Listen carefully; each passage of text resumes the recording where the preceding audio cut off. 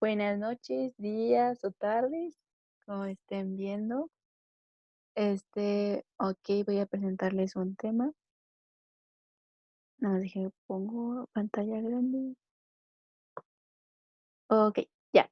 Soy la cadete de primer año, Alexa Belén Vázquez Ibarra, perteneciente a la Escuela Militar de Enfermería. Soy del grupo primero A. La materia es fisiología humana y el tema que hoy vamos o voy a presentar es el sistema respiratorio. Ok, el sistema respiratorio o aparato respiratorio es un conjunto anatómico en el que participan diferentes órganos, los cuales son los pulmones, las vías aéreas, parte del sistema nervioso central también entra aquí, y músculos respiratorios y la caja torácica.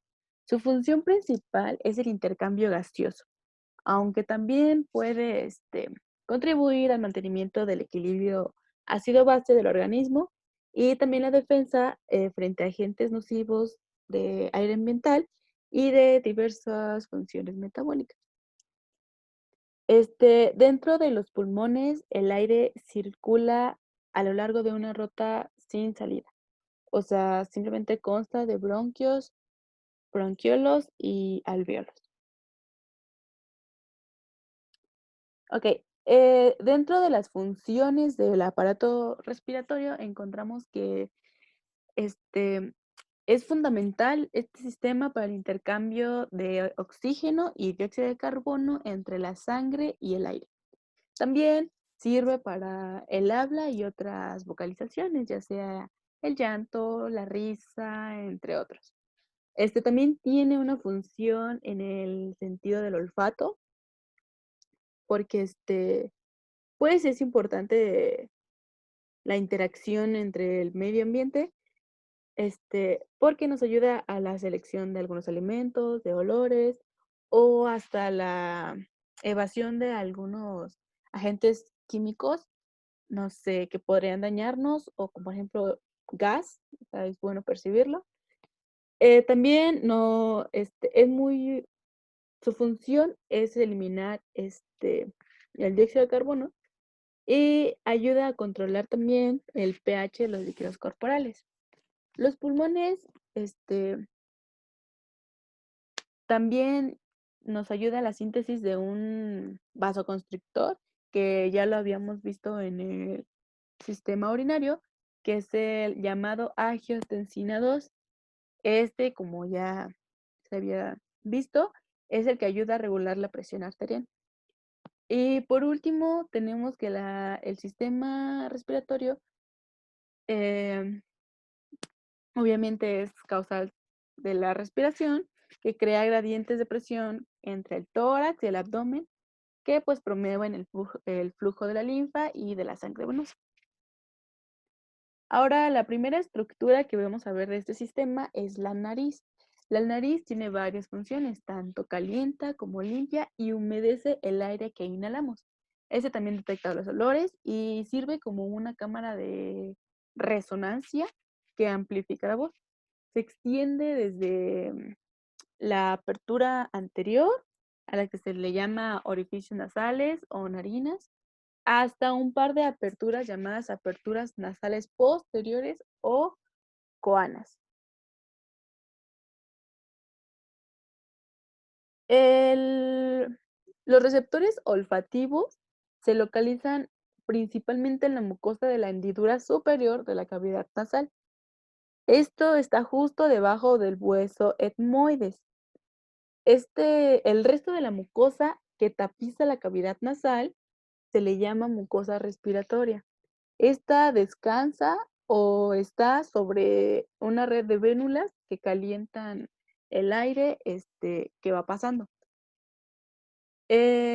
Existe un moco espeso que es producido por las glándulas mucosas, el cual filtra el aire y tiene como función atrapar las bacterias que pueden llegar a entrar o alguna otra partícula externa. Y las enzimas lisosómicas del moco, se encargan de destruirlas mediante un proceso químico. La faringe. Okey, la faringe es un como embudo muscular que se extiende por casi 3 centímetros de las coanas a la laringe. Tiene 3 regiones principales, que es la nasofaringe, la orofaringe y la laringofaringe. La faringe actúa principalmente como una vía de paso de los alimentos y del aire. El aire entra por la porción superior, que la nasofaringe, desde la cavidad nasal y luego desciende a través de la orofaringe y la laringe. Y por último, la laringofaringe para entrar a la laringe situada debajo. La nasofaringe solo pasa aire y está cubierta por epitelio cilíndrico, mientras que la orofaringe y la laringofaringe pasa tanto aire como alimentos y bebidas y por lo tanto está recubierto por un epitelio pavimentoso estratificado. La laringe. Ok, la laringe tiene como principal función dirigir tanto el aire como el alimento. Lo dirige hacia los conductos correspondientes y participa en lo que es el habla. Está localizada en la posición inferior de la faringe. Está formada por 8, por 8 rígidos cartílagos. Sí, sí, por cartílago, y una solapa en forma de como de cuchara, compuesta por cartílagos elásticos, que es la epiglotis, la que está aquí de amarillito. El cartílago, perdón, el cartílago hialino más grande es la tiroides. Esa tiene forma como de escudo, vaya. Em, este nos ayuda, bueno, más que nada se le conoce como nuez. Ujú. Es, pues, a veces se hace referencia a la epiglotis como que es el guardián de la vía aérea, porque, pues, esta tiene como función proteger la apertura superior de la laringe.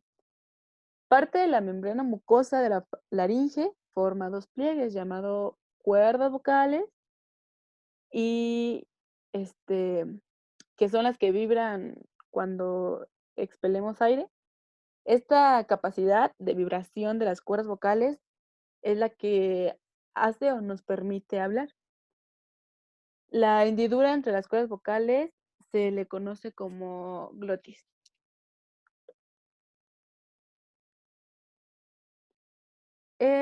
La tráquea. Ahora, el aire que entra a la tráquea, o también conocido como tubo descendente, desde la laringe, desciende a través de toda su, su longitud, que es aproximadamente de 10 a 12 centímetros, hasta el nivel de la quinta vértebra torácica, que es aproximadamente a la mitad del cuello, perdón, del pecho. Resulta que, perdón, del pecho, es más o menos a la mitad del pecho.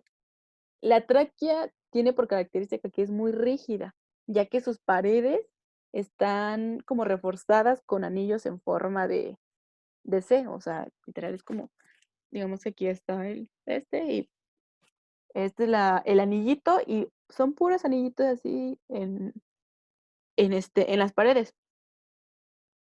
Estos anillos cumplen un doble propósito, obviamente, que la parte abierta del anillo linda con el estómago y le permite esófago, perdón, estoy combinando.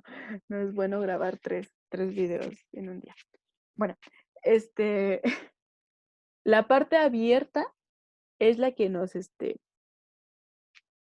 permite expandirse en sentido anterior durante la regulación. Ajá, sí. Y la parte sólida soporta lo que es, la parte de la tráquea y la mantiene abierta. Pese a los cambios de presión que acontecen durante la respiración.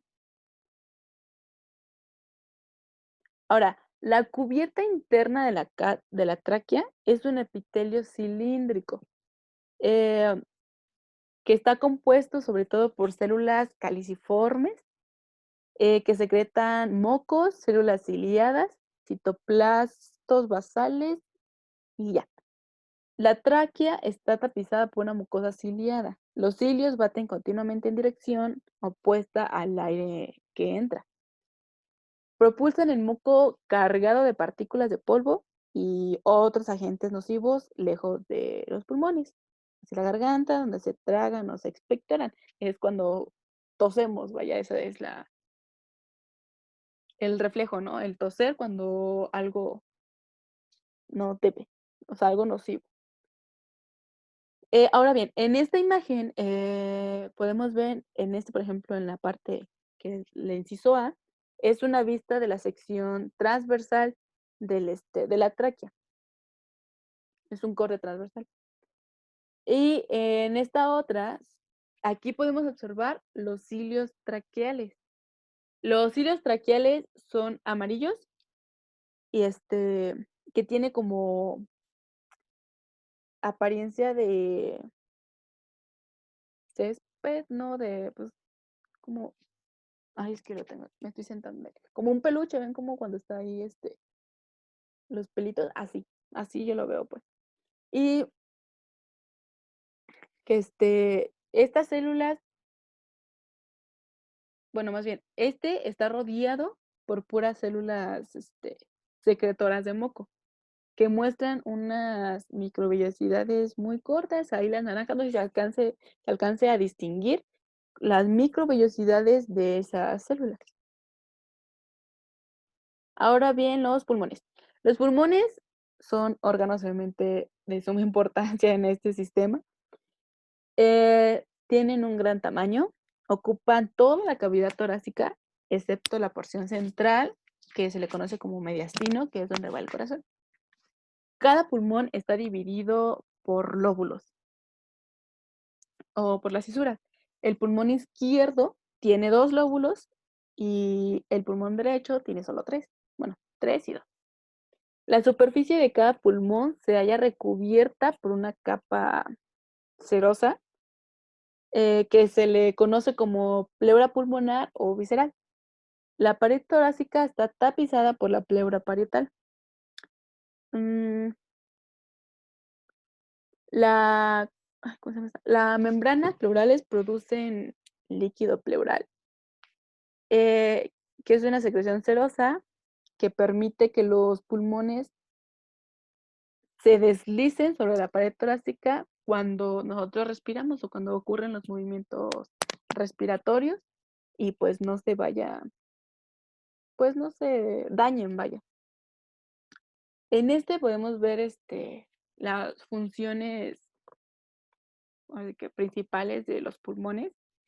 Esta imagen pues yo la encontré como que es de cómo protegerlos también, o sea, recomendaciones. Pero bueno, aquí me enfoqué más en las funciones, que es el intercambio de gases, para que llegue el oxígeno a todo nuestro cuerpo. Más que nada es un balance de pH, también ayuda muchísimo. Contrarresta la contaminación del aire y más que nada, pues protege al corazón. Ahora el árbol bronquial. Perdón, cada pulmón tiene un sistema ramificado que permite el paso del aire al que se le denomina árbol bronquial, que es el que podemos ver en la imagen. A partir de la bifurcación de la tráquea, el bronquio principal derecho, que es el primario, mide aproximadamente de 2 a 3 centímetros. Es un poco ancho y vertical que el izquierdo, un poquito más ancho y vertical que el izquierdo. Por esto los objetos del exterior que aspiramos, o más bien que inhalamos, se alojan con más frecuencia en el bronquio derecho que en el izquierdo. El bronquio principal tiene de 3 ramas, los cuales, son bronquio lobular superior, el medio e inferior, que son los secundarios, y una a cada lóbulo del pulmón derecho. En ambos pulmones, los bronquios lobulares se ramifican en bronquios segmentarios, que son los terciarios. Cada uno ventila, una unidad de tejido pulmonar con diferentes funciones. A esto se le puede llegar, bueno, se le conoce como segmento broncopulmonar. Las ramas de las arterias pulmonar siguen de cerca el árbol bronquial en su camino de los alvéolos. Em, la arteria bronquial surge de la aorta y esta se encarga de llevar sangre sistemática, o sea, que irriga el propio árbol bronquial.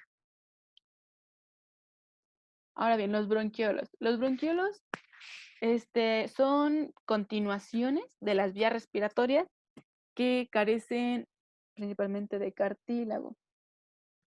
Eh, Miden más o menos 1 milímetro o menos. Cada bronquio se divide en 50 a 80 bronquiolos terminales, las ramas finales de la división conductora. Cada bronquiolo termina, cada bronquiol terminal da 2 o más pequeños bronquiolos respiratorios. Cada bronquiolo respiratorio se divide de 2 a 10 pasajes elongados. Esto se le denomina conductos alveolares. Y finalmente los conductos terminan en sacos alveolares, que, que estos tienen forma como de racimo de uva. De hecho, siempre se ha dado ese ejemplo de racimo de uva. Em, y pues ahora sí que tienen a su alrededor un espacio que se conoce como vestíbulo. Ahora, el flujo, ok, ya. En resumen, la ruta del flujo del aire es este. Los primeros pasajes pertenecen a la división conductora, donde no hay alvéolos y donde las paredes de tejidos son demasiado gruesas como para cualquier intercambio de oxígeno o de carbono, o sea, no lo permitirían por lo grueso que son. Ok, primero empezamos por la cavidad nasal, después nos vamos por la faringe, después se va a la tráquea, al bronquio principal, después al bronquio lobular, de ahí le sigue el bronquio segmentario. Ay, del bronquio segmentario se va con el bronquiolo y finalmente se va al bronquiolo terminal. Este, de ahí empieza la división respiratoria. Eh, todos los pasajes siguientes tienen alvéolos o en todas sus paredes. Y por tanto participan, en el intercambio gaseoso. En este sí participa el intercambio gaseoso. De aquí es el bronquiolo respiratorio, el conducto alveolar, el vestíbulo y finalmente recae en el alvéolo. Ahora vamos a ver lo que es un alvéolo. El alvéolo, perdón, es una bolsa de 0.2 a 0.5 milímetros de diámetro, es muy chiquita, de verdad. Tiene células delgadas y extensas a las que se le denomina células alveolares pavimentosas, que son de tipo 1. Cubren casi el 95% del área de la superficie. Eh, ya que su, em, ya que es muy delgado, permite que haya una difusión rápida de gases entre el aire y la sangre. Y el otro 5% que sobra está cubierto por células alveolares que son de tipo 2. Ahora, estas células alveolares tienen 2 funciones importantes. Primero, reparan el epitelio alveolar cuando la célula pavimentosa está dañada. y el otro es de que secretan surfactante pulmonar. Este es una mezcla de fosfolípidos y que también tiene proteínas, que recubre los alvéolos y los bronquiolos más pequeños y evita que estos colapsen cuando se exhalan.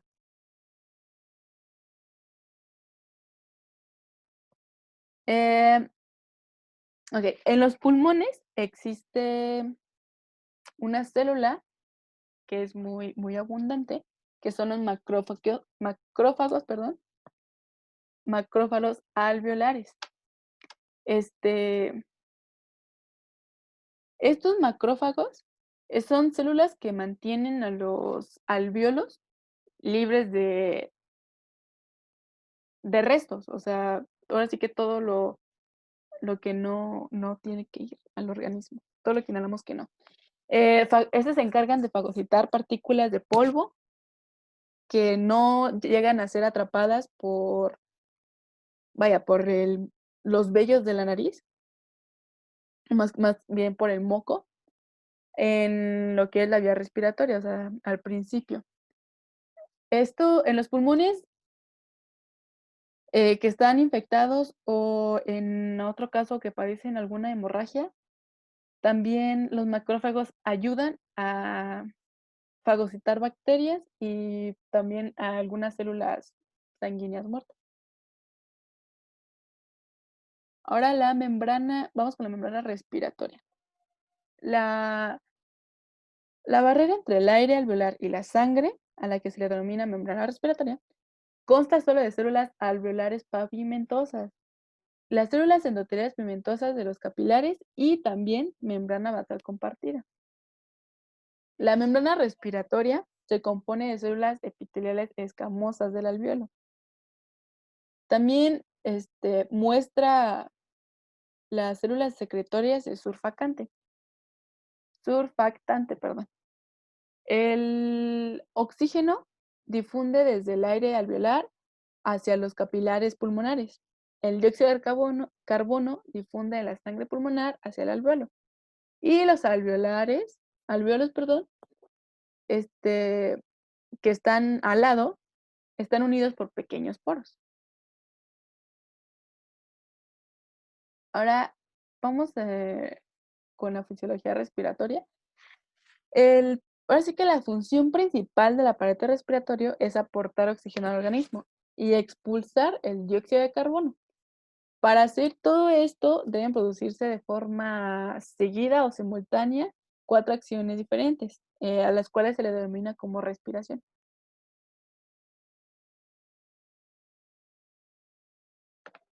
Eh, okey, la primera es la ventilación pulmonar. La ventilación, pulmonar, el aire debe entrar y salir de los pulmones, de modo que los gases que están en los sacos aéreos de los pulmones se renueven continuamente para que este proceso de ventilación, este, pues, sea efectivo y ya. Bueno, a eso se le llama respiración, se le conoce como respiración.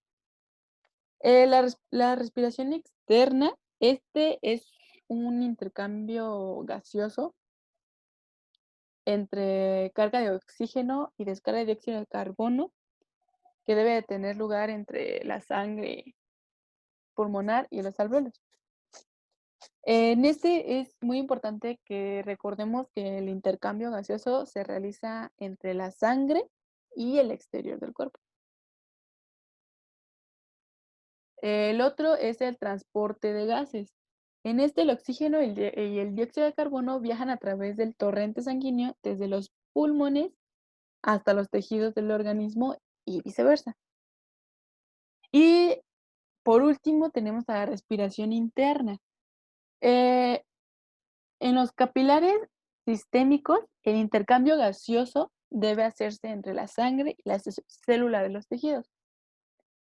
En la respiración interna, el intercambio gaseoso tiene lugar en las células sanguíneas en el interior del cuerpo.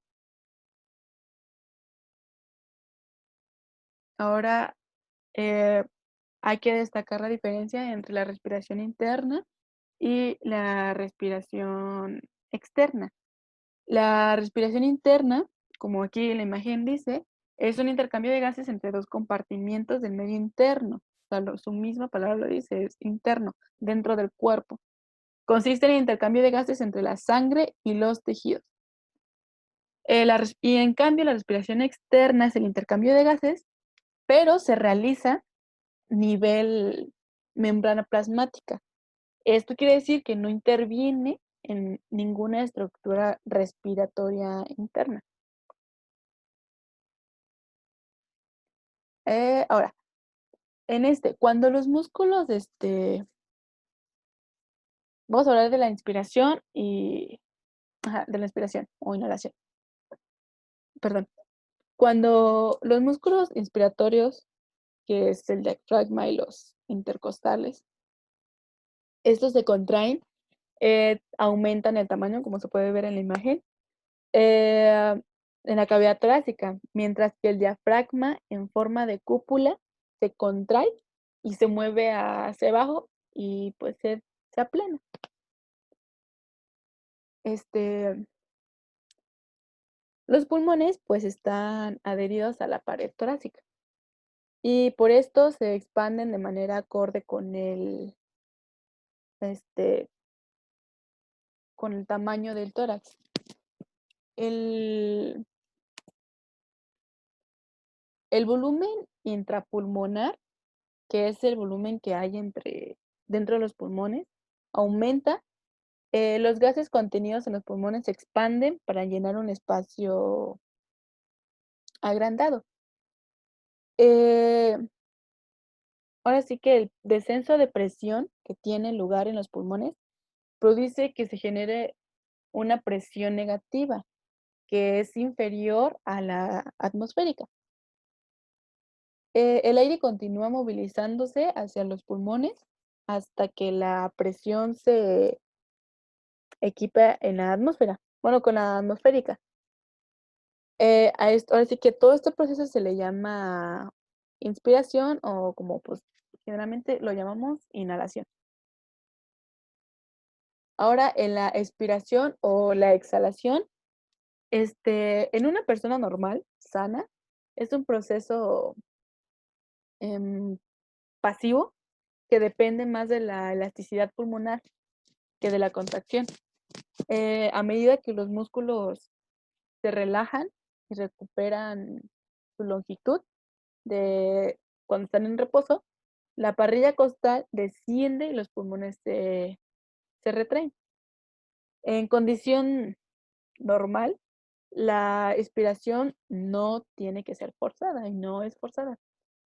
La presión normal en el espacio pleural, este, siempre es negativa, siendo este el factor principal en la prevención de la atelectasia pulmonar. Ajá. Si por cualquier motivo la presión intrapleural se iguala a la atmosférica, esto haría que los pulmones, colapsaran, literal. Se retraerían y colapsarían luego, luego.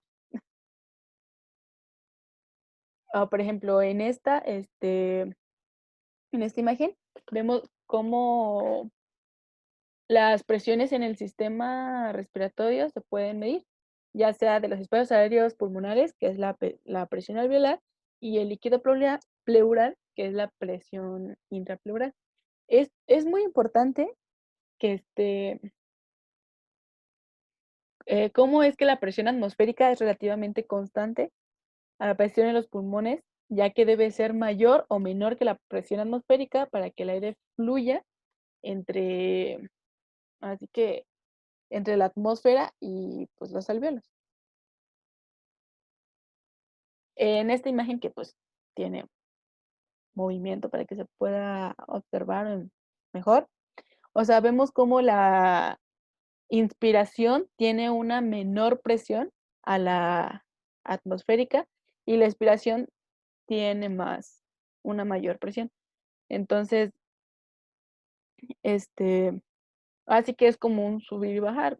se baja en la inspiración y se sube en la expiración. Okey, los volúmenes pulmonares.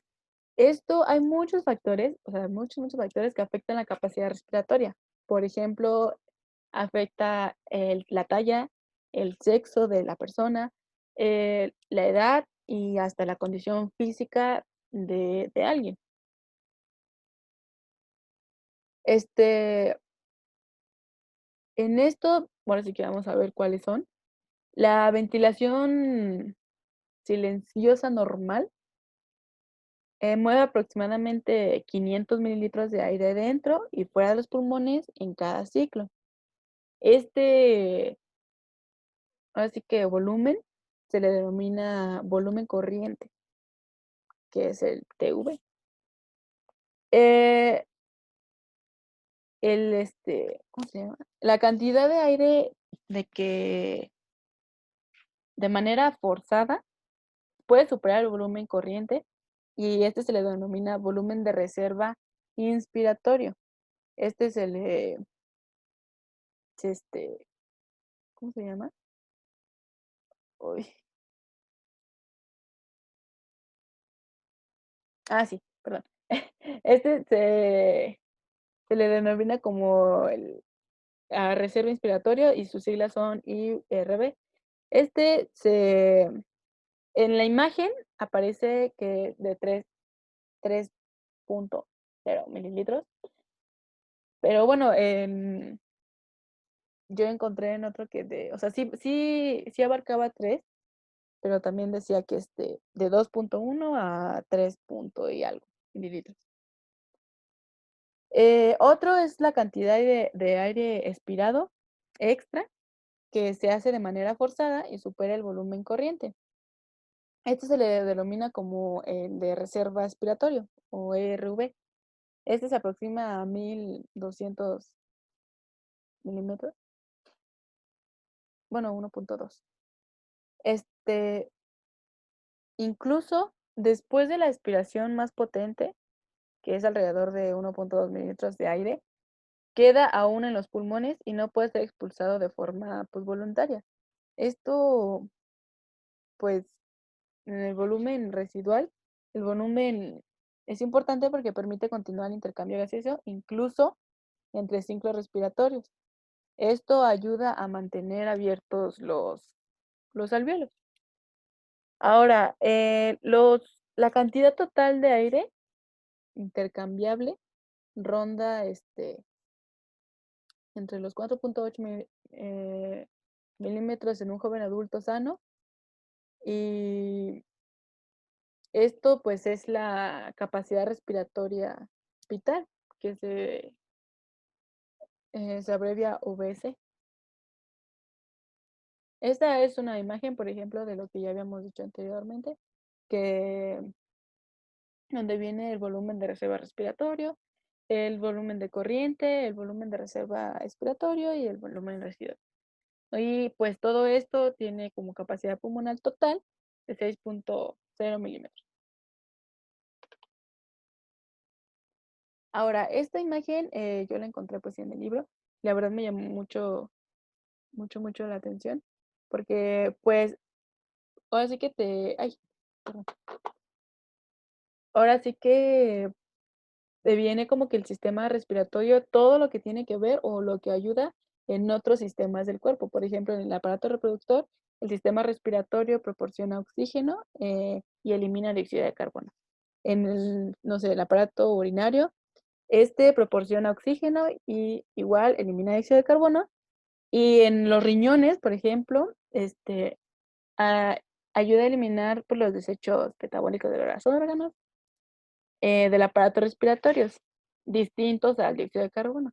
Y así sucesivamente. O sea, la verdad, esta imagen me llamó mucho la atención porque, pues, te explica cómo no nada más tiene que ver con el sistema respiratorio en sí, sino que, pues, tiene varias funciones en otros sistemas.